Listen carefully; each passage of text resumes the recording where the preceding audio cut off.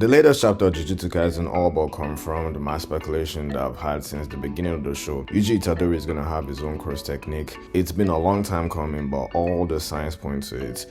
Yuji is going to use his own cross technique to defeat Sukuna, and there's a lot to unpack in this latest chapter of Jujutsu Kaisen, so yeah, let's get into the video.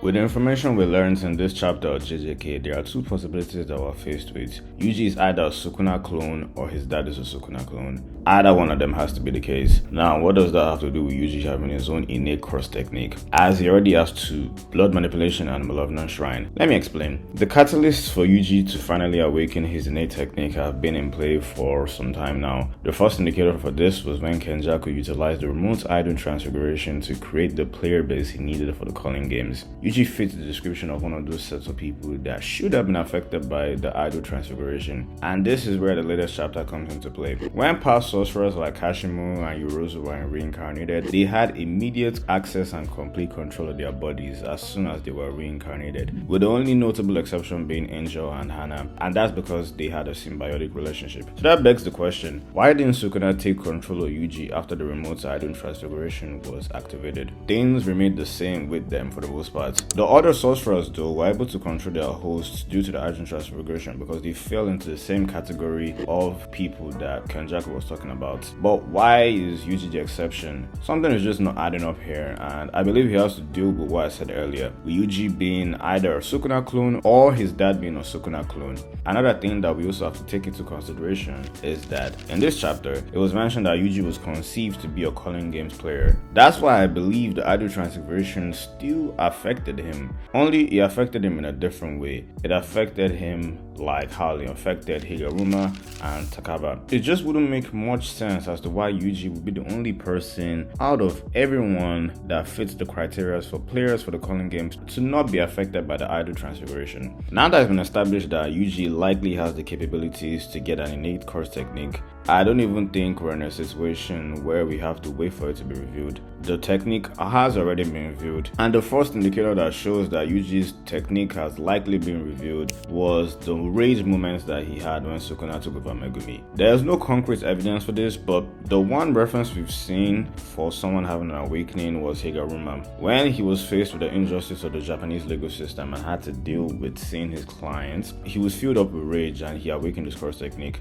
The same thing even happened to Yuta too. After he saw his classmate's body, he had his own rage moments and was able to use copy for the first time. It's honestly more likely that Yuji's cross technique was activated at this point because he had that super rage moment. So you guys are probably wondering, if Yuji had his cross technique awakened, why haven't we gone to see it? Well, I believe we've actually seen it multiple times. The first time being right after his rage moment, the next moment being when Yuji was sparring with Kusakabe. Sukuna has been inside Yuji and he's always been observing everything that's been going on from Yuji's perspective. Yet when Yuji was enraged with him and charged at him, Yuji's strength caught him off guard. Sukuna has no reason to be caught off by Yuji's strength. He's witnessed all the battles Yuji has been with and seen all of Yuji's rage moments. So he knows everything Yuji is capable of. There's just no reason that Yuji's strength should catch Sukuna off guard. And he alludes to this having to do with something with Kenjaku. Aside from the strength increase too, Yuji's durability and toughness also got a massive increase. And I know Sukuna said it because his cross energy output is being reduced by Megumi, but it ain't a stretch to say that just like how Yuji's strength was amped up at that moment, his durability and toughness was also amped up at that moment. What's more even crazy is the fact that Yuji was able to keep up in speed with a fully awakened Maki, and what's so crazy about that is because that fully awakened Maki is equal to Toji, and if Yuji is able to keep up with her speed wise, that means Yuji can also keep up with Toji speed wise at that point. Mind you, this before the whole 1 month that they had to prep up to beat Sukuna. So not only do we have a strength and durability buff, but we also have a speed buff. Come on, bruh. That definitely has something to do with the technique. I just don't feel that strictly a rage thing. Now, moving on to the next moment. The next moment shows Yuji taking on Kusakabe and addressing him as Itadori. I mean, unless you have another reason, I don't see why Yuji would address Kusakabe as Itadori.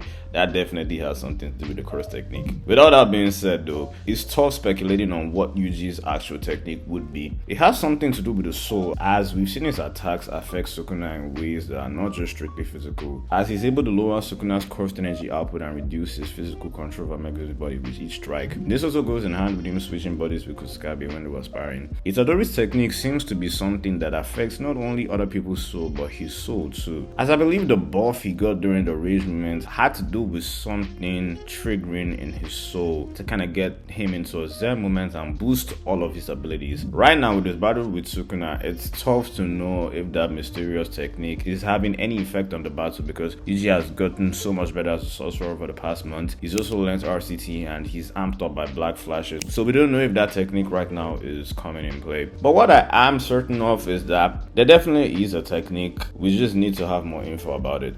Moving on, as powerful as Yuji has become in the story now, he needs to have his own technique, which would lead him down the road of having his own unique path to become one of the strongest, if not the strongest. This would be the only way that Sukuna would not only be able to acknowledge Yuji, but also go against his nature and understand Yuji. Like Gojo said, you can admire a flower and help it bloom, but you can't ask it to understand you. It will be a full circle moment when Sukuna realizes the unpleasant feeling he feels comes to reality. And not just because of the unbreakable ideals Yuji has, but because of the actual strength of someone he's looked down for the whole entirety of the series. And this doesn't mean Yuji will be the person to defeat Sukuna. Instead, I believe Yuji will be the person to be able to break through the solitude and loneliness within Sukuna and be able to convey everything to him and understand him. And the reason why I believe this is because he's been building up for this for Yuji. I just believe he's gonna do this with his own strength. Yuji is gonna be the person that gets through to Sukuna. So do you think Yuji has a third curse technique? And if you think he does, what do you think it is? Regardless though, it's amazing to see my boy cook up and have his moments in the series. I mean, hey, he deserves that. That's everything.